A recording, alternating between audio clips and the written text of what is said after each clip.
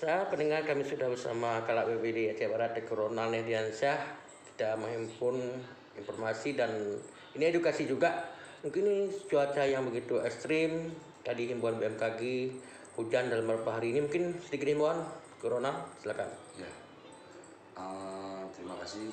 Jadi pada kesempatan ini kami berharap atas hasil perakiran cuaca yang diterbitkan oleh BMKG yang menyatakan bahwa memang peluang hujan intensitas sedang sampai dengan tinggi kemungkinan besar terjadi di Kabupaten Aceh Barat, yang mana kondisi ini disebabkan akibat pertumbuhan bibit-bibit siklon yang memang bersumber dari dari Selat Malaka yang saat ini sedang menuju ke daerah kita di Aceh Barat.